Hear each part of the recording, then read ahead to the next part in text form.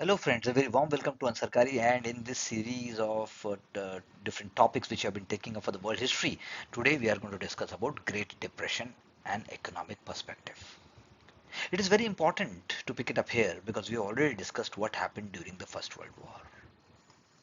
We also discussed what happened between First and the Second World War, leading up to the ideas of authoritarian regimes of fascism and Nazism. We also discussed why League of Nations failed. And we also discussed international efforts in this direction, which were made by great powers. Were they really successful? We also discussed Germany was really wronged or not. We also discussed why these great powers have never learned to behave and still also world is continuing in the same way. It is only India's legacy and also its approach in the longer run which is going to be sustainable. And definitely China must also learn from India's peaceful rise and harmonious way and also approaching the global events. Unlike China, which believes in mischievous and also under the belly acts. So the Great Depression and economic perspective when we see, it is very very important to see that why it is coming up. Please do make a note of this small, I should say, image that we have put up, or it was coming up in a graphic way, that how federal work programs, farm assistance programs, increased right for labor, social security, and environment movement programs, they were all important when uh, FD Roosevelt or Frederick D. Roosevelt, he was providing a new deal. So don't you think many things were similar, which India is actually trying to do today? And when countries like US, they are shouting that India is not actually cooperating. This is from this perspective that when we see about the economic downturn, a global economic downturn between 1929 to 39, the period characterized by the high rates of unemployment and the poverty, drastic reductions in liquidity, industrial production was going down, and the trade, which was not as global as it is today, but still the European and American countries, they were suffering. Widespread bank and the business failures. Economic contagion was starting in 1929 in the US, the largest economy in the world at that time also, with the devastating Wall Street stock market crashing in October 1929, often considered as the beginning of the depression. Among the countries which were most unemployed people were the US, UK, and the Germany. So financial contagion happens at both international level and the domestic level. At the domestic level, usually the failure of domestic banks or the financial intermediaries, which is we have read also in our economics series, they are the triggers and the transmission when it defaults on interbank liabilities and sell assets, thereby trying to see that if I'm selling it off, then I'll be better off, and thereby undermining confidence in similar banks. So the Great Depression is referred to as the greatest and also the longest economic downturn or recession in modern history in one way. Starting in USA, a rippling effect on the other economies of the world, and Great Depression started with the US stock market crash in 1929. To be precise, stock market crashed on October 24, 1929, which is known in history as the Black Thursday. So at that time, you can think about India, which was actually looking forward to Dandi March, which will be actually moving towards civil disobedience movement, ideas of communist and socialist, ideas of labor class. Indians were still thinking about how we can barely survive and how we can throw this British out of India. So you can think of that there was a subprime mortgage crisis like the way we had seen in the 21st decade also. It was excessive houses inventory, and if there is excessive housing inventory, the housing prices are going to decline, and there is inability to refinance mortgage delinquency and foreclosure is there, and there are negative effects on the economy. Now this mortgage cash flow is declining, banks are going to lose, bank levels are going to be depleted, bank failure is going to be there is going to be liquidity crunch and negative effects on economy. And similarly, when these negative effects are reaching to central bank actions, then there is a fiscal stimulus package, homeowners assistance is being given, one of bailout is also there, and then systemic rescue is also there. This is very very important chart which is very important for your general studies paper 3 also, and apart from economics optional paper 2, and also apart from it you can just understand, memorize it, and also rewrite it so that you can help in your different topics. So causes of the Great Depression, as I just said, stock market crash of 1929 and speculation in easy credit, which are not the causes at this time, but they are in the future also. Overproduction and underconsumption is also a very, very important feature because a significant gap is there between the production and consumption capacity, and the fallout of this imbalance significantly contributed to the economic downturn. There is agricultural crisis, which was stemming from overproduction and high debt in agriculture sector. Drought conditions further aggravated this crisis. International economic factors such as war reparations, European countries' inability to pay their debts, protectionist trade policies also played a critical role in exacerbating depression. So if it is coming in the mains examination, you are even just writing stock market crash, two words, overproduction, underconsumption, two words, agriculture crisis, two words, international economic factors, two words, over dependence on American economy, two words. Because European nations were heavily relying on the American loan to rebuild their economics post First World War. When the American economy crashed, it had a ripple effect. Unequal distribution of wealth, obviously, it is a very, very important factor because the countries who were rich, they are becoming more richer, and the poor countries were becoming more poorer. Nobody is thinking about Africa, even, and Asia at that time. Instability in the banking system is also one of the other factors because the banking were not based on the sound economic principles. There is loss of savings, reduced investment, and consumption. And the problem with the gold standard is also there because the rigid adherence to the gold standard by some countries exacerbated the depression. It led to deflation and increased the real burden of debt. It increased the real burden of debt because artificial rise is also there, and then you have to pay back more. Inadequate government intervention is there because the laissez-faire economic policy, that means the market will behave in their own way, we must not intervene and let the market operate. These policies were also responsible for deteriorating the situation.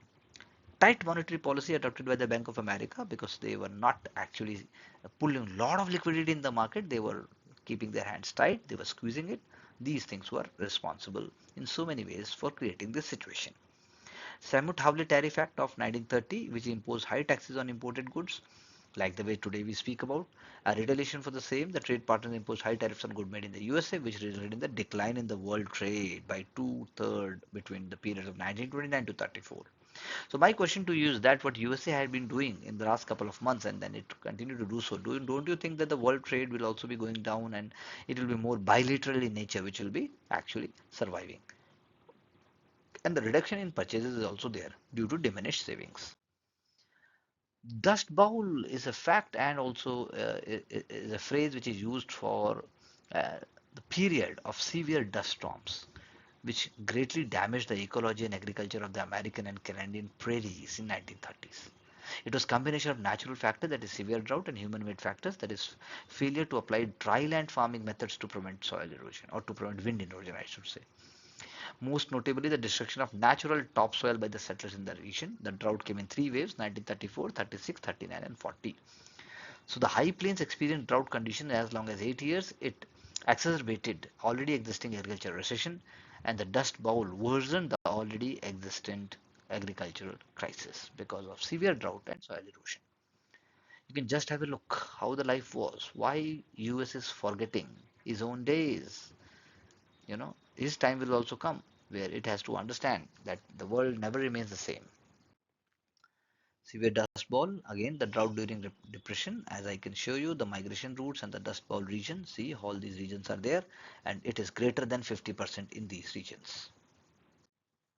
So the New Deal is referred to the policies which were put into effect by Franklin Roosevelt, and at that time he was the newly elected president of the US.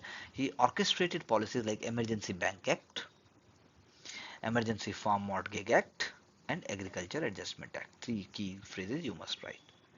These policies were implemented with the aim of stabilizing the economy and providing security to farmers and their crops.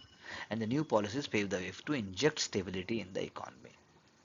So we have to understand that at the same time, when the US is the largest economy and also it is supporting countries like Japan and also Germany, at the same time it is also having certain kind of domestic outlook, and these domestic outlook are not very positive.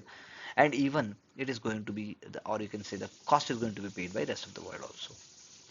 And what were the ideas behind this new deal? It was based on Keynesian economics. Keynesian economics is a macroeconomic theory of total spending in the economy and its effect on output, employment, and inflation. Three keywords, and developed by the British economist John Maynard Keynes during 1930s in attempt to deal with the effects of Great Depression.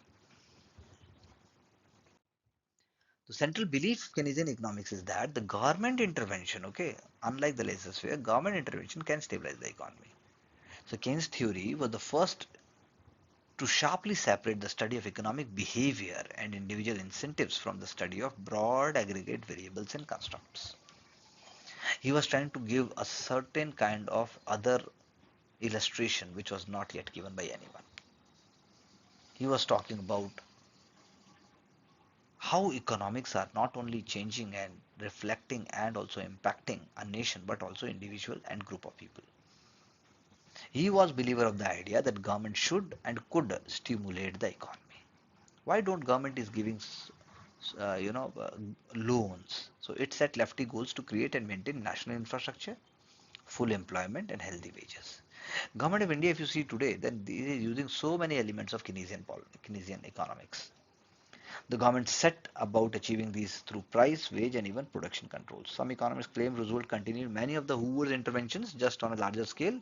He kept a rigid focus on price supports, minimum wages, and removed the country from the gold standard. He forbade individuals to hold gold coins. Think about India. Is it possible? He forbade also individuals from holding bullion. He banned monopolistic business practices and instituted dozens of new public programs, and the job creation agencies were also there, which is there in India also. So the Roosevelt administration was paying the farmers and ranchers to stop or cut back on production. Forget about India. India is only trying to support its farmers and their livelihoods, unlike the US in 1930s. So one of the heartbreaking conundrums of the period was the destruction of the excess crops, despite the need of thousands of Americans for affordable food. The federal taxes became three times between 1930 to 40 to pay for these initiatives as well as new programs such as Social Security.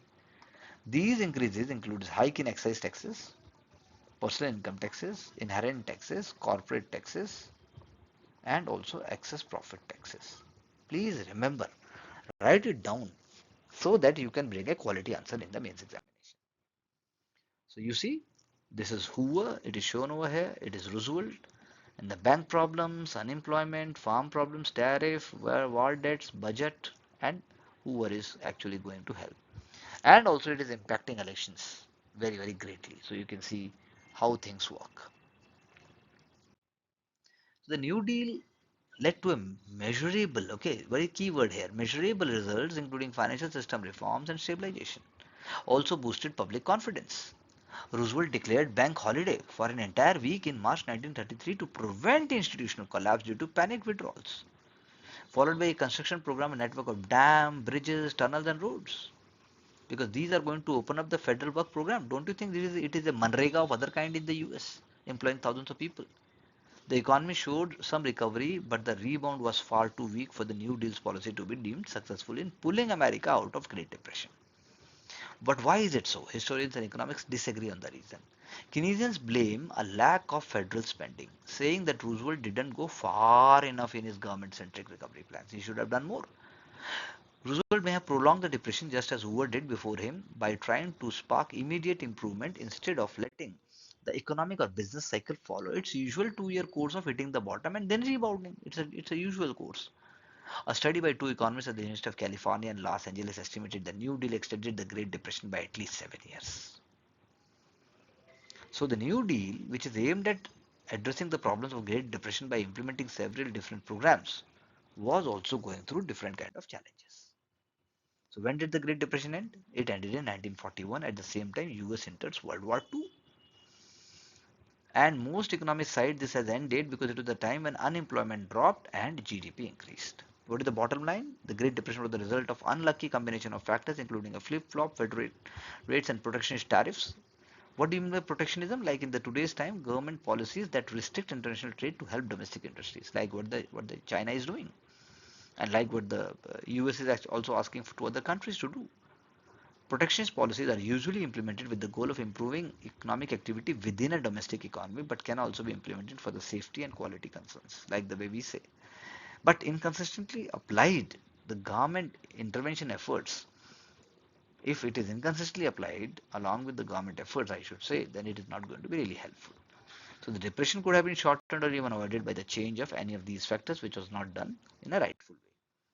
So the debate continues as to whether interventions were appropriate, yet many of the reforms from the New Deal exist to this day. This includes social security, unemployment insurance, agriculture subsidies, and the assumption that the federal government should act in the times of national economic crisis.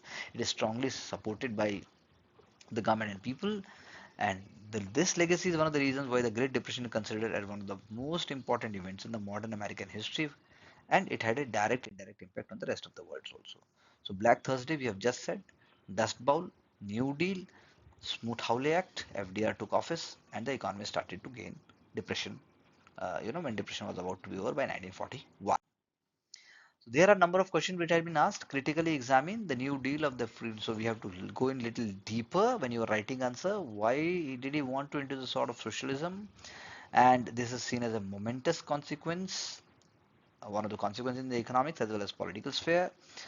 And it had the witch to start political economy in a fresh, the rise and growth of new European society in the interwar period, and the the wars, the First World War's permanent contribution for the spirit or the post-war era was a disillusion. We have already discussed this previously.